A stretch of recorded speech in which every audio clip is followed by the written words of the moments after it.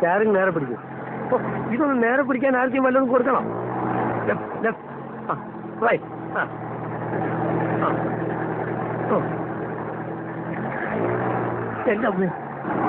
അനാവശ്യമായിട്ട് സ്റ്റാറിങ് അങ്ങോട്ടും ഇങ്ങോട്ടും വെട്ടിക്കരുത്. കുഴി ഒരു ചെറിയ കുഴി ഉണ്ട്, പേടിച്ചാൽ വലിയ കുഴി വന്നാൽ എന്ത് ചെയ്യും? ആ സെക്കൻഡിലിടും കാണിച്ചേ. എന്തൊക്കെ പറഞ്ഞിട്ടാണുള്ള പരിപാടിയാ? ഞാൻ പറഞ്ഞിട്ടുണ്ട് ഗിയർ മാറുമ്പോൾ ക്ലച്ച് അമർത്തണമെന്ന്. അപ്പൊ ആക്സിലേറ്ററോ? അത് പിന്നല്ലേ. ഓ, ഈ നടുവിലുള്ളതാണോ ക്ലച്ച്? എത്ര പ്രാവശ്യം ഞാൻ പറഞ്ഞിട്ട് താഴെ നോക്കരുതെന്ന്. പിന്നെ ക്ലച്ച് ഏതാണെന്ന് അറിയണ്ടേ? ക്ലച്ച് നിങ്ങളെ കാലിന്റെ ലെഫ്റ്റാണ് ഞാൻ പറഞ്ഞില്ലേ? ഓ, അത് ശരി. അപ്പൊ ക്ലച്ച് ഇടുമ്പോ ഗിയർ അമർത്തണം അല്ലേ? ഒന്നാം ഘട്ട ക്ലച്ച് കുഴിച്ചിടുമ്പോ ഗിയർ വലിച്ചു വിലയിരുത്തണം. അപ്പൊ ബ്രേക്കോ? ബ്രേക്ക് ഇടുന്നതെല്ലാം കൂടി പണ്ടാണ് അടിക്കാൻ ശേഷം. ഇത്ര ബുദ്ധിയില്ലാത്തൊരു മനുഷ്യൻ എങ്ങനെ പഠിപ്പിച്ചെടുക്കാനാ? അധികം ചൂടാവൊന്നും വേണ്ട. JK കൺസ്ട്രക്ഷൻസിലെ ഒരു സൂപ്പർവൈസറാണ് ഞാൻ. താൻ എന്റെ കീഴിൽ പണിയെടുക്കുന്ന വെറും ഒരു മേസ്ത്രി, അത് മറക്കരുത്. അങ്ങനെയാണെങ്കിൽ നിങ്ങൾ ഇഷ്ടം പോലെ ഓടിച്ചോളി. നിങ്ങളോ? അല്ല, സാറിന് തോന്നിയെല്ലാം ഓടിച്ചോ. ഞാൻ ഓടിക്കും. ഞാനേ പോളിടെക്നിക്ക് പഠിച്ചതാ. യന്ത്രങ്ങളുടെ പ്രവർത്തന രീതിയൊന്നും താൻ എന്നെ പഠിപ്പിക്കണ്ട. അതിനാരെഴുതുന്നേ? എങ്ങനെ വേണമെങ്കിൽ നിങ്ങൾ അല്ല സാറ് എന്നെ അങ്ങോട്ട് ഓടിച്ചോ. ആ, ഞാൻ ഓടിക്കാം.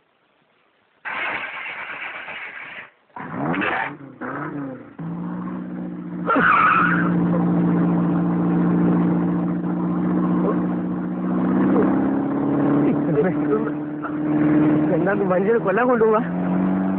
ബ്രേക്കിന് ഔട്ടിന് ബ്രേക്ക് എവിടെ? ബ്രേക്കിന്റെ ഞാൻ ഔട്ടിക്കോളാം. എവിടത്തേക്കാണ് നിങ്ങൾ കൊണ്ടുപോകുന്നത്?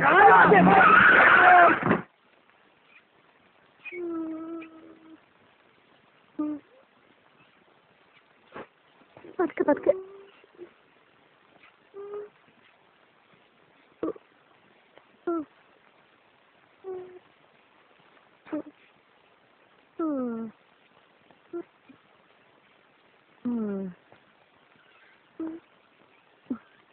നിങ്ങളുടെ വിടാതാ. സന്തോഷം.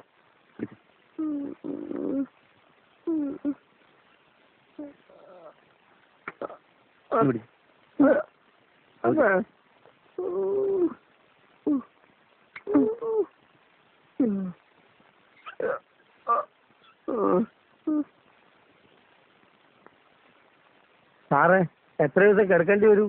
ഡോക്ടർ പറയും. മതി, തിരക്കില്ല. കിട്ടേണ്ടത് കിട്ടിക്കഴിഞ്ഞാൽ തോന്നേണ്ടത് തോന്നാൻ ഇത്തിരി സമയം നല്ലതാ. അല്ല, മീൽസ് ഒക്കെ ഇവിടെ സപ്ലൈ ചെയ്തേ? ഊണേ.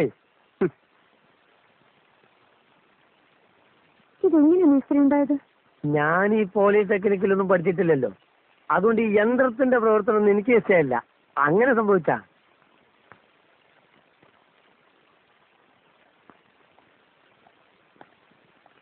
ഓ കർത്താവ് കാത്തു. ക്ലാസ് എടുത്തുകൊണ്ടിരിക്കുമ്പോഴാണ് ഞാൻ വിവരം അറിഞ്ഞത്. ഉടനെ കാറടിച്ച സ്ഥലത്ത് ഇങ്ങോട്ട് പോകുകയും ചെയ്തപ്പോ കുഴപ്പമില്ലെന്ന് പറഞ്ഞു. ആ ഇടിച്ച കാറ് കണ്ടാൽ അതിനകത്ത് ഇരിപ്പുണ്ടായിരുന്നവരെല്ലാം ചത്തണ്ടെന്നേ വിചാരിക്കുള്ളൂ.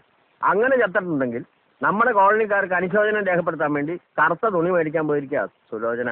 അതിപ്പോ വേസ്റ്റായി. ഇടിച്ചതേ ഒരു അഡ്വക്കേറ്റിന്റെ വീടായിരുന്നു. അയാള് ലോ പോയിന്റ് പറയാ. അയാളെ മനഃപൂർവ്വം കൊല്ലാൻ വേണ്ടി മതിൽ ഇടിച്ചു പൊളിച്ച് കാർ അകത്ത് കയറ്റിയതാണെന്ന്. കോടതി പോവാതിരിക്കാൻ 5000 രൂപ ചോദിച്ചു. മതിലിന് 4000 വേറെ രൂപ ഞാൻ അഡ്ജസ്റ്റ് ചെയ്ത് കൊടുത്തു. ഈ 9000? അതെ, കൂടുതൽ കുഴപ്പങ്ങളില്ലാതെ കേസ് കൊടുക്കുന്നതല്ലേ നല്ലത്. കൊല്ലാൻ ശ്രമിച്ചതാണെന്നൊക്കെ പറഞ്ഞാ ചിലപ്പോ 5 എണ്ണണ്ട വരും. കേട്ടോ സാറേ, ആ കാറിന്റെ കിടപ്പൊന്ന് കാണേണ്ടതാ. അതെ, തോട്ട വിഴുങ്ങിയ പന്നിയുടെ തല പോലെ ആയിപ്പോയി. ഏതായാലും കാറ് ഞാൻ ലോറി കയറ്റി വർക്ക്ഷോപ്പിൽ എത്തിച്ചിട്ടുണ്ട്. ഒരു 10-10000 രൂപ ചെലവാക്കിയ വണ്ടി നേരെ ആക്കാന്നാണ് മെക്കാനിക്ക് പറയണേ. ആ കാറ് കണ്ടപ്പോഴേ ഞാൻ പറഞ്ഞില്ലേ തല്ലിപ്പൊളിയാണെന്ന്. ഇനിയിപ്പോ വെറുതെ നന്നാക്കി കിട്ടിയാലും ആ അവലക്ഷണം കെട്ട കാറ് നമുക്ക് വേണ്ട. ഈ ബ്ലഡി ഫൂളും ആയിട്ടുള്ള കൂട്ടുകെട്ടും നിങ്ങൾക്ക് അത്ര നല്ലതല്ല. ഞാൻ 2 ആളോടും കൂടിയിട്ടാ പറയുന്നത്. അപ്പോ ഞങ്ങൾ കോളനി പോയി വിവരം പറയാം. എല്ലാരും കൂടെ ഓടിക്കഴിച്ച് അവിടെ നിന്ന് ഇങ്ങോട്ട് വരേണ്ട കാര്യമില്ലല്ലോ. അതൊരു ശല്യമായി തീരും. സാറേ, തെറ്റ് എന്റെ അടുത്താണ്. എന്നോട് ക്ഷമിക്കണം. എന്താണ് യഥാർത്ഥത്തിൽ ഉണ്ടായതെന്ന് ഞാൻ പറഞ്ഞുതരാം. സ്വകാര്യം വരൂ. അവിടെ നിൽക്ക്, ഞാൻ പിന്നെ പറയാം. അവിടെ നിൽക്ക്, നടന്നോളൂ. ആ, എന്താ ഉണ്ടായത്? ഒരുത്തന് അപകടം പറ്റി ആശുപത്രി കിടക്കുമ്പോഴല്ല തെറ്റവർത്താനം പറയല്. മനസ്സിലായോ? ഓ, ഇനി ഇത് ആവർത്തിക്കരുത്. ആരും കണ്ടിട്ടില്ല. ദയവ് ചെയ്ത് ഇക്കാര്യം പുറത്ത് ആരോടും പറയരുത്. എനിക്കത് ചെയ്യണ. കമാ